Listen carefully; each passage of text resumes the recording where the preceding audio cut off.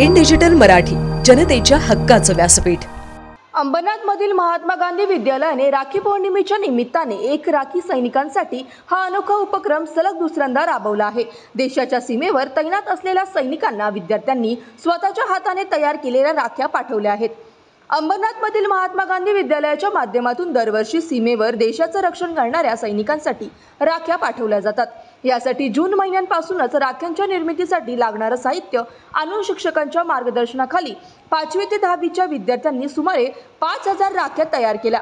यातील 101 राख्या सीमेवर देश रक्षणासाठी सज्ज असणाऱ्या भारतीय सैनिकांना पाठवण्यात आल्या, तर काही राख्या अंबरनाथमधील प्रशासकीय सेवांमध्ये कार्यरत असणारे अधिकारी, कर्मचारी, पोलीस, पत्रकार, मान्यवरांना बांधून विद्यार्थी समाजाशी आपले ऋणानुबंध जोपासणार आहेत। हा अनोखा प्रकल्प साकारताना विद्यार्थ्यांची सृजनशीलता, नवनिर्मितीची इच्छा, व्यावसायिक भूक, दृष्टिकोन, देशहिताची आणि सामाजिक बांधिलकीची जाणीव या मूल्यांचा संस्कार विद्यार्थ्यांच्या मनावर करण्याचा हेतू शाळेने ठेवला आहे।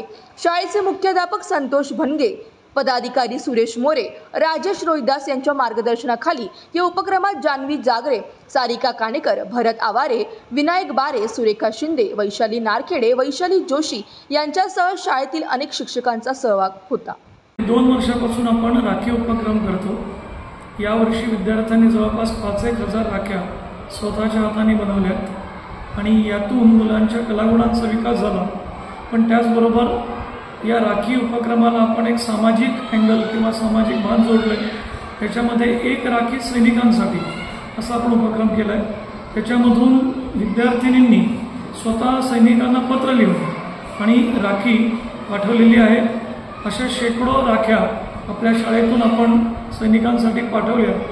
त्याचबरोबर या विद्यार्थ्यांनी तयार केलेल्या राख्यांपैकी काही राख्या या आपण प्रशासकीय सेवेतील लोकांसाठी, नगरपालिका, पंचायत समिती, पोलीस विभाग, फायर ब्रिगेड अशा ठिकाणच्या आणि सामाजिक संस्थांना देखील आपण बांधणार आहोत। या निमित्ताने मुलांना सामाजिक बांधिलकी आणि देशप्रेम या दोन्ही गोष्टी याव्यात असा यामागचा उद्देश आहे।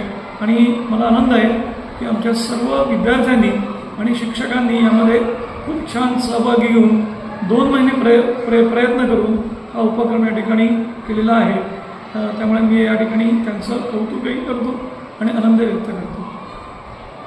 साठी जवळजवळ आम्ही 2 महिन्यापासून सातत्याने प्रयत्न करत आहोत आणि या राख्या जवळजवळ आमच्या 5000 राख्या विद्यार्थ्यांच्या सहकार्यातून तयार झालेल्या आहेत। यासाठी आवारे सर यांनी मुलेश्वर मार्केटमधून रॉ मटेरियल सर्व आणलेलं आहे आणि विद्यार्थ्यांनी त्या राख्या तयार केलेल्या आहेत।